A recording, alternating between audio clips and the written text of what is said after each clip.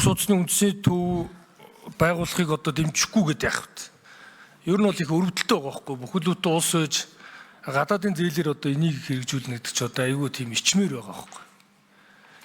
Энд чи одоо хүний хөгжлийн хамгийн чухал зүйл чинь бол одоо эрүүл мэнд буюу дундад наслалт, тэгээд боловсрол, тэгээд айл өрхийн орлого байгаа шүү дээ.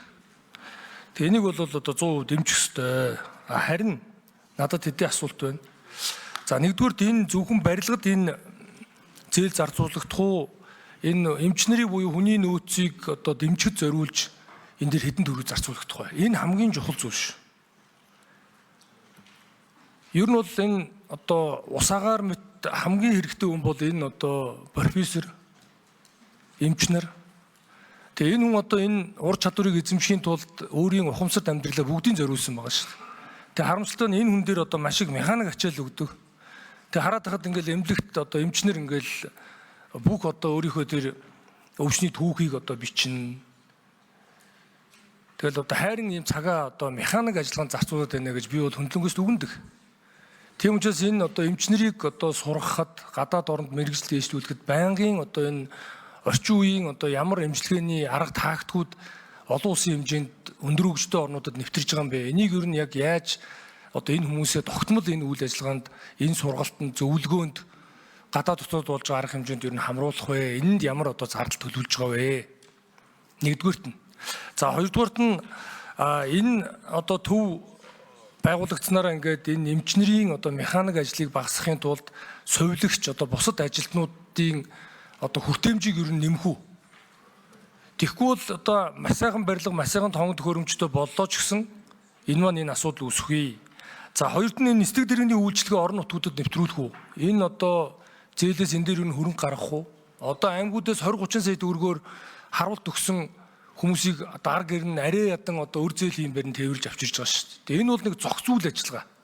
Энэ өргөн удам нутагта Монгол улсын хувьд бол энэ анхаарахаас өөр аргагүй. Сайхан төв байгуулагдсан хөдөөнөөс хүмүүс одоо Баян-Улгийн аймгаас Доронтоос ирж чадахгүй л яах вэ? Тэгэхээр энийг ер нь зохицоор нь авч үзэж байгаа юу? Энэ дээр дахиад нэмэлт хөрөнгө шаардлагатай юу? Энийг шийдчихэж ингээд ийм цогцоор одоо их том төсөл болно гэж би бол харж байгаа. Би ч одоо хамгийн зүүн захын аймагт одоо ажиллаж исэн болохоор энэ зовлонг бол маш сайн мэдээд байгаа.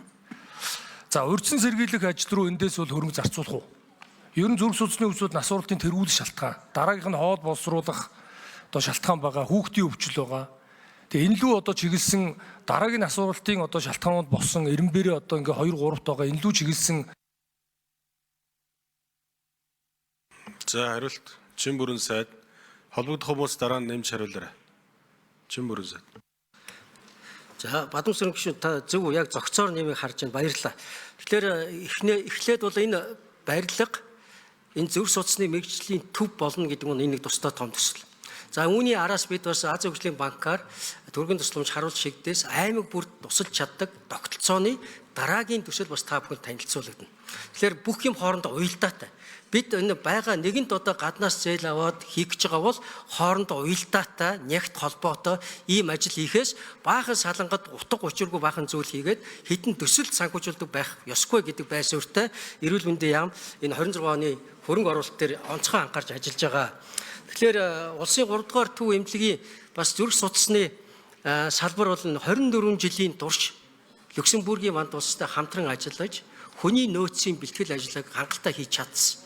24 жил ажиллахдаа зүрх судасны мэргэжлийн баг бүрдүүлэхээс гадна 21 аймаг дүүргүүдэд хамтарч ажилладаг захин хүртэл систем бий болгочихсон. Тэнд харамсан шигдээс болсон өвчтнийг шилжүүлэх авах тогтолцоог хийж чаддаг ийм тогтолцоотой болчихсон. Тэгэхээр бол одоо энэ тусгай мэргэжлийн төвтэй болж энийг одоо хэрэгжүүлэх нь өөрөө цаг хугацааны шаардлага болсон. За үүнийг ч гэсэн одоо Люксембургийн банк улс бас онцгой анхааран харж буцалтгүй тусламжаар тоног төхөөрөмжийн санхүүжүүлж байна. Нийтдээ 8 давхар 15,079 м², 119 ортой, 80 энгийн, 16 эмчилгээний, 15 эрчимт эмчилгээний 8 өдрийн мэс заслын 8 өрөө. Энд бол зөвхөн одоо шигдээс харуултыг менежмент хийхээс гадна зөвхөн шилжин сул хагалгааг хүртэл улсын 3 дугаар төв эмнэлэг хийхээр энд бас төлөвлөж байгаа гэж харж байгаа. Тийм учраас энэ бол ерөн хамгийн одоо хүндэрсэн шийдэж чадахгүй байгаа төвхтэй тохиолдлууд бүрийг Улаанбаатар хотод авчирч эмчлэх боломжтой болно. За энэ дээр харин нислэг тэрэгний асуудал нь орсныг төмөр очир захирал хариулаад өгч 4 номерын микрофон дээр. За нэмж хариулъя 4 номер.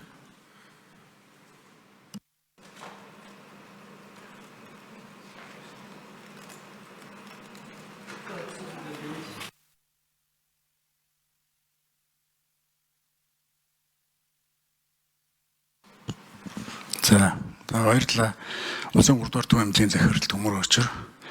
За ингээд улсын их хурлын эдийн засгийн байнгын орны удирдлага бүрэлдэхүүнд өнөөдрийн асуудыг авч хэлцээд одоо талархал төвшүүлээ. Тэгэхээр 5 шатны 25 жилийн хугацааны төсөл ингээд тасралтгүй буцалтгүй тусламжаар хэрэгжсэн. Хамгийн гол нь Монгол улсын зүрх судасны тусламж үйлчилгээг сайжруулах, бэхжүүлэх, үндэсний хэмжээний зүрх судасны төвийг одоо барьж байгуулах хэмжээнд одоо хүргэх бүх одоо нөөцийн чадварыг бол бас бүрдүүлсэн байгаа. Тэр төвшөнд бол ерөөдөө Монгол улсын эрүүл мэндийн салбарт зүрх судасны үндэсний сүлжээ тогтолцоо бий болсон. Хамгийн анхны эрүүл мэндийн салбарын хамгийн анхны одоо зай онцлогооны захим одоо программыг одоо нэвтрүүлээд өнөөг хүртэл одоо хөдөө орон нутгаас шаардлагагүй шилжүүлгээ гэдгийг 56 орчим хувьд бууруулад за ингээд шууд одоо телемедицин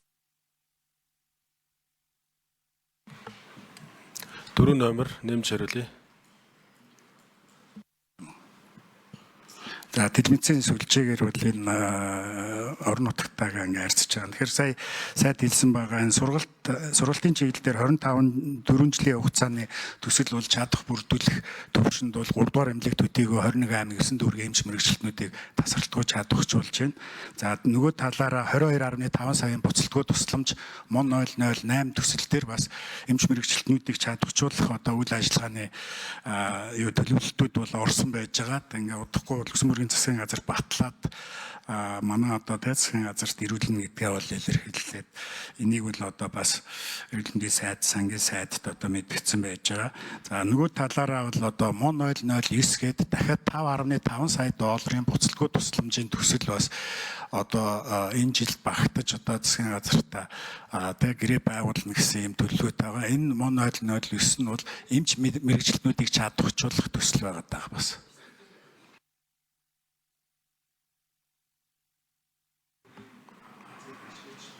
За 4 номер дахиад 1 минутанд тодорхой товч хариул.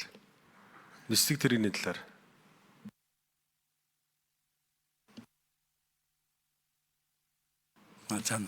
За нислэг тэрэг бол ерөөхдөө бол гэмт цоггийн үндэсний төв дээр бол нислэг тэрэгний талбай байгаа учраас за байршлын хувьд бол шууд одоо 3 дугаар эмнэлэг шеэрлж ашиглана гэсэн юм төлөвлөгөөтэй байгаа. За урд нь бид бол бас гэмтэлтээр одоо онгоц буулгаад зүрхний одоо тархины харуулттай одоо хэд хэдэн тохиолдлыг бас орон нутгаас шилжүүлэх хийж авсан байж байгаа. Тэгэхээр бол зардлын хувьд бол яг тэр талбайгаа ашиглаад бас хэмнэлт гаргах боломжтой гэж тооцоолсон байна. За тодруулсан Ядан Сүрэн. Би ингэж суугаад байгаа. Онцгой нислэг тэрэгний төсөл хэрэгжүүлсэн Францын одоо дэмжлэг тусламжаар тэрэн шиг ингээд ийм эрүүл мэндийн салбар одоо өөрөө нислэг тэрэггүй шүү дээ. Тэгээ онцгой байдал юм уу одоо өөр газараас ингээд иргэд хүсэлтэд тавьж иж авчирдаг байхгүй юу? Тэгээ энийг яаж ингээ зогцоорон шийдэх юм бэ л гэдэг. Орон нутагт энэ одоо өндөр зэрэглэлийн хагалгааг хийж чадахгүй. Тэгэхээр энийг Улаанбаатар тэнэхэр чинь хамгийн чухал зүйл чинь цаг штэ. Цаг алдахгүй тэрвэрлж авчрах хэрэгтэй байхгүй юу? Тэгэхээр би юу гэж хэлээд нэхэр зөвхөн нийслэлийн хэмжээнд биш орон нутгийн хэмжээнд хараач. Тэгээ энэ болдгоо санал дүгнэлтэн дээр энийг шийтгэн зүйтэй гэдгийг засгийн газар байнгын ороо одоо чиглэл болгож өгөх хэрэгтэй гэж би хэлж байгаа. Тэгэхгүй бол ингээд нэг эрүүл мэндийн сайд, шимбүрийн сайд өөрөө санаачлаад ингээд нэг оруулж ирээд хөөцөлтөд яваа. Тэгээ тэрийг нэг дэмжсэн болоод орхиж болохгүй. Дээрээс нь нэмээд энэ зүйлийг зохицоорон шийдэх хэрэгтэй. Хоёрдугаарт нь энэ урсгал зардлыг одоо яаж тооцож байгаа вэ? Нэмэгдэх юмыг одоо эртнээс төсвүүдээр ингэж яаж одоо бодож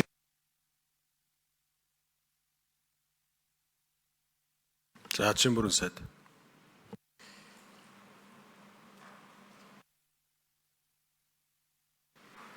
За Ер нь эрүүл мэндийн салбарт ялангуяа энэ төрийн тусламжийн үйлчилгээ, нисдэг тэргийн тусламж үйлчилгээг оруулах асуудал бол онцгой чухал. Гэхдээ бид бас нөгөө илүү үр дүнтэй тогтолцоолоо орё гэх юм бол онцгой байдалтайгаа хамтраад ажиллахаас л өөр юм арга байхгүй. Тэгэхээр ингэж ажиллаж байгаа. Ерөн жишээлбэл эрүүл мэндийн яамнаас онцгой байдал хүсэл гаргаад яаралтай улсуудад тээвэрсэн хэвээр байгаа. Харин айжимдаа бид энэ санхүүжилтийн улс орны эдийн засаг гайг болоод ирэхлээр энийг даатгалаас даадаг баг тогтцоор айжим шилжинэ.